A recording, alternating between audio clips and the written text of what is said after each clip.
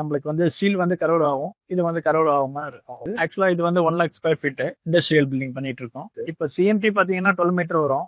சயின்ஸ்டார் ரீபார்ல வந்து 100 மீட்டர் வர்றதுனால டைரக்டா போட்டுடலாம். இதே மாதிரி நாங்க 2 லேக் ஸ்கொயர் ஃபீட்டும் பண்ணிட்டு இருக்கோம். Good morning sir. ஐம் அமல் ஃப்ரம் சயின்ஸ் ஸ்டார். ஒவ்வொரு இன்க்ரீஸ் பண்ணுது. என் நேம் ரோஹித் குமார்.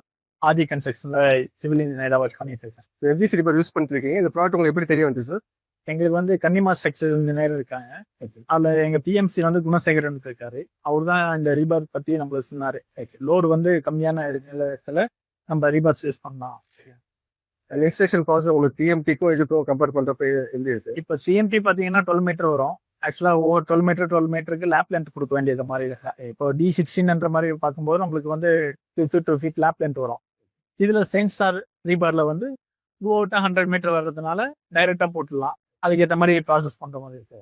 அந்த ப்ராஜெக்ட் கம்ப்ளீஷன் டைம் நீங்க டிஎம்டி யூஸ் பண்ணிருந்தாலும் எஃப்ஜிசி ரிப்பர் யூஸ் பண்ண உங்களுக்கு கம்ப்ளீஷன் டைம் ஆக்சுவலா சீக்கிரமாவே முடிஞ்சிச்சு.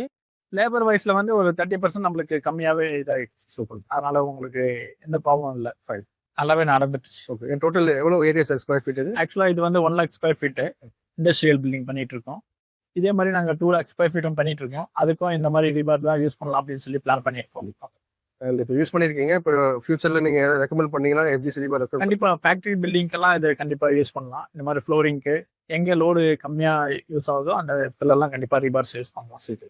அதே மாதிரி நம்மளுக்கு வந்து ஸ்டீல் வந்து கரோடு ஆகும், இது வந்து கரோடு ஆகாம இருக்கும். அந்த மாதிரி இடத்துல சால்ட் வாட்டர் இருக்கிற இடத்துல இந்த மாதிரி எல்லாம் நம்ம யூஸ் பண்ணலாம். அந்த மாதிரி இடத்துல யூஸ் பண்ணா நம்மளுக்கு இதுவா இருக்கும். தேங்க்யூ. தேங்க்யூ.